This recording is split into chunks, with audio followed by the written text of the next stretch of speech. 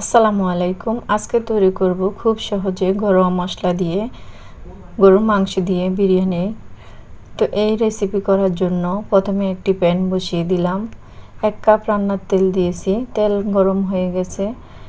দিয়ে দিব 1 কাপ পেঁয়াজ কুচি। পেঁয়াজ কুচি নেড়ে চেড়ে ভেজে নিব বেরেস্তা করে। বেরেস্তা হয়ে গেছে, এখন অর্ধেকটা উঠিয়ে রেখে দিব। দিয়ে দিব ধুয়ে পরিষ্কার করে রাখা 1.5 কেজি পরিমাণ ছোট ছোট টুকরো করে দিয়েছি গরুর মাংস। এখন এখানে অ্যাড করব টমেটো কুচি। দিয়ে দিব গোটা মশলা জয়ত্রী, তেজপাতা, এলাচ, দারচিনি, এগুলো দিয়ে একটু নেড়ে চেড়ে নিব। দিয়ে দিব ঘরে বানানো টক দই।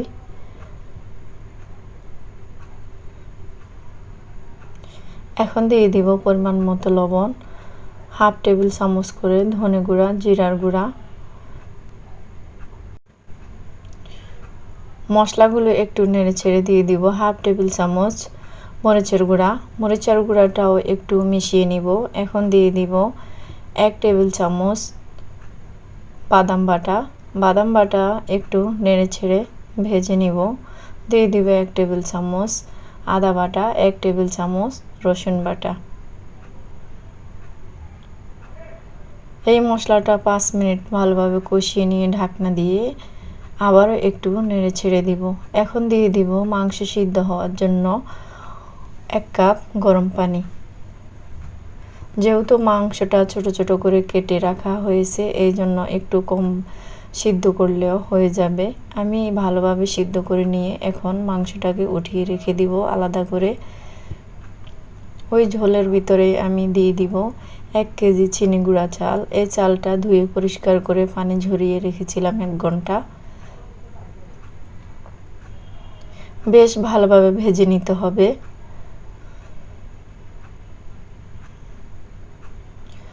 যত ভালোভাবে ভাজবেন পোলাওটাও খুব ভালো হবে, ঝরঝরা হবে।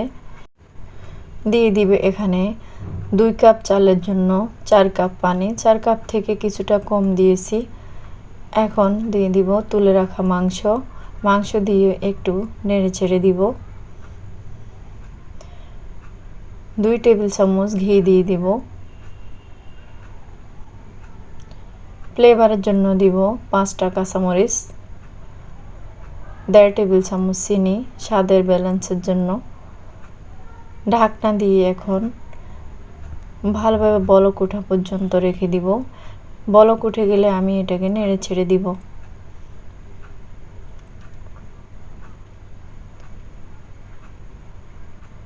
নেড়ে ছেড়ে দিয়ে আমি এখন এটাকে ঢাকনা দিয়ে 15 মিনিট রেখে দিব মিডিয়াম আঁচে। এখন বেশ ভালোভাবে পানি শুকিয়ে গেছে, ঝরঝরা হয়ে গেছে। নেড়ে ছেড়ে একটু উল্টে পাল্টে তারপর এখানে উপর থেকে আমি দিয়ে দিব যে বেরেস্তাটা উঠিয়ে রেখেছিলাম, ওই বেরেস্তাটা উপর থেকে দিয়ে আমি এখানে 3 চা চামচ ঘি দিয়ে দিব ফ্লেভারের জন্য।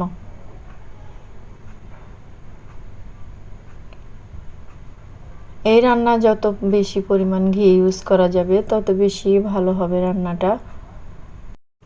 এখন আমি পরিবেশন করে দেখাবো। খুবই ঝরঝরা হয়েছে মাশাআল্লাহ। সবাই এতক্ষণ সময় নিয়ে ভিডিওটি দেখার জন্য সকলকে অসংখ্য ধন্যবাদ। ভিডিওটি ভালো লাগলে শেয়ার করার অনুরোধ রইল। সবাই অনেক বেশি ভালো থাকবেন। সবার জন্য অনেক শুভকামনা। আল্লাহ হাফেজ।